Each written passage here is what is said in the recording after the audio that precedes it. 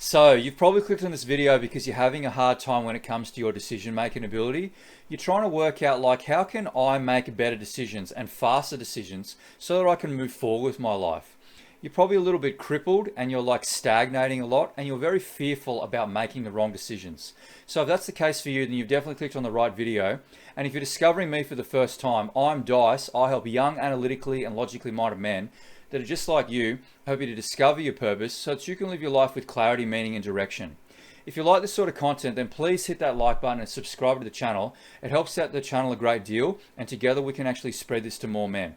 All right, so with that being said, let's get cracking in the video. So what do you need to do in order to make yourself better and faster at decision making? Okay, you need to force yourself in making decisions faster on the smallest of things. Okay, I'm talking about like what to wear, where to eat. When you get to the freaking fast food restaurant, you open the menu, you scan the menu, and you make a freaking decision, and you run with it, and you're okay with the decision. Because how you treat the small decisions is how it's going to eventually bleed into the bigger decisions. Also, like just generally, like your fear is going to go down a lot. Your fear is going to go down a lot because you're not in that like in situ limbo indecision mode for very long, because you've already moved past that. You're already probably making decisions really, really well in one area of your life that you're completely unaware of. Why? Because your life kind of depends on it.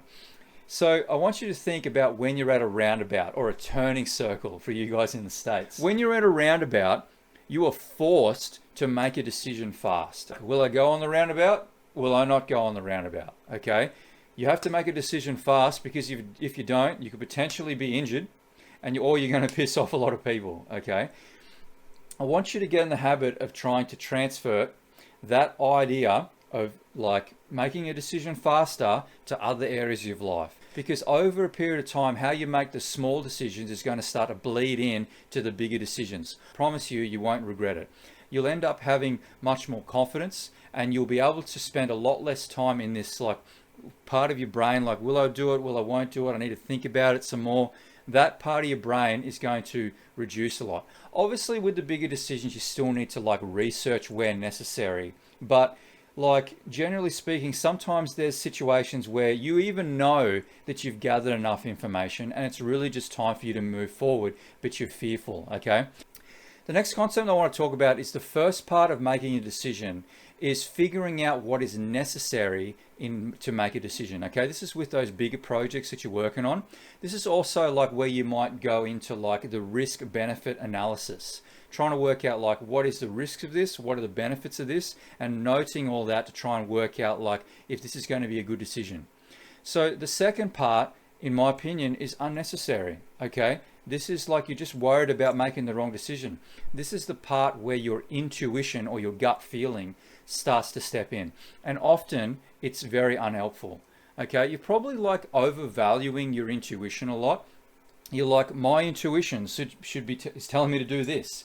My intuition is telling me to do that. I gotta trust the stars and all this other weird like woo-woo stuff that's out there going with your gut feeling and all this stuff. Like, I think there's this dude with this beard that's like, he's at a TED talk. It really pulled me in the wrong direction for a long time. It's like, go with your gut feeling, I think it's titled to. Yeah, I'm hating on that video. You don't go with your gut feeling, you go with logic and then your gut feeling second. Always think about this in the way of with logic first and then intuition and your gut feeling as second. Never backwards. Okay, once you start to get in the habit of this, you're going to start to see results, because you know what, have a look at the person with the ADHD brain. I used to have this ADHD brain a lot as well, still do to some degree, but this sort of information really helped me. Okay, when you make when you make a decision based on logic first and then your gut feeling second instead of the other way around, then you're not like this little rat running around, scurrying around to all these different like things that are around that are like the shiny object syndrome, I should say.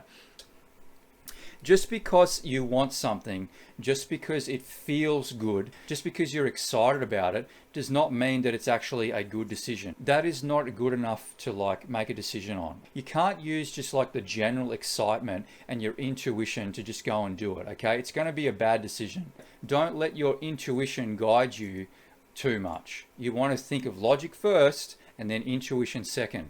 So you can see countless examples of this where people have made the wrong decision because they're constantly being pulled in different directions purely based on their intuition, and they're just a jellyfish, just floating through the freaking ocean, just going wherever the current takes them. Let's go and do this, and then they end up having this situation where they regret it later. Okay, you can see countless examples of it. So just because you want to do something and it seems like a good idea based on your intuition, that's not a good enough system for you to base a decision on. So once you have enough of the information to make a decision, just execute, make a decision and run with it and be okay with the decision that you make. So it's really easy for me to just say, make a decision and execute on it, but we're humans, okay? We're going to have intuition going to our head whether we like it or not. But what I want to give you is some sort of framework to think about how to use your intuition so that it's not pulling you in the wrong direction. So if you must use your intuition, you want to use it in cases where the decision involves people, or like working with people, or maybe even like spending a lot of time in that particular environment, okay? So once you've gone through your flow chart or your risk benefit analysis, now it's time to step in and ask the question, well, how do I feel about this? How do I feel about this person? How do I feel about working with these people? How do I feel about this culture? So when you look at it from that perspective, then you're not leading with that. You're not leading, well, like, how do I feel about this sort of job? A good analogy would be like a job, okay? You need a job, or you need some sort of way of creating income. You're like, okay, so you're going through your head, what sort of job do you want to do? Who the type of people you want to work with? Where are your customers? Like going through that logical sort of thing. What are the pros of starting this business? What are the cons of starting this business? You're sort of in that brainstorming stage. Then after that is done, the next point is the intuition part. Well, how do I feel about this? You might actually go through your cost benefit analysis or your risk benefit analysis, all this sort of logical sort of stuff, which certainly helps. But then eventually get to the point where you're like, you know what? My intuition's saying, no, I don't want to do this. And that's completely fine, okay? But at least get in the habit of using the logic first. Because sometimes when you go through that flow chart or you go through the risk benefit analysis, that actually gets you more excited and reframes your brain so that your intuition actually is in more your favor, and then it's just an upward spiral from there. So the next concept that I want to talk about is, how do I know when I'm ready to make a decision, okay? Really, there's only two, okay, maybe three ways that you can actually utilize this, okay? So the first way is, once you've worked out enough of the facts, you've done your risk benefit analysis, shortly after, just make a freaking decision, okay? Especially the smaller decision. A lot of the time, I see this in people that are not awakened, is like they'll spend all this time deciding on something that is so insignificant. People that are not successful, they spend too much time in decision, and they go through their whole life spending all this time like, what color to put the paint on the wall? Just paint it freaking white and move on. Oh, it drives me nuts. Anyway, the second time that you know that it's right to make a decision is when you decide to, okay? You do it in your own mind. When you make the decision like, I'm going to do it, you decide it in your own mind. You choose that in your own head.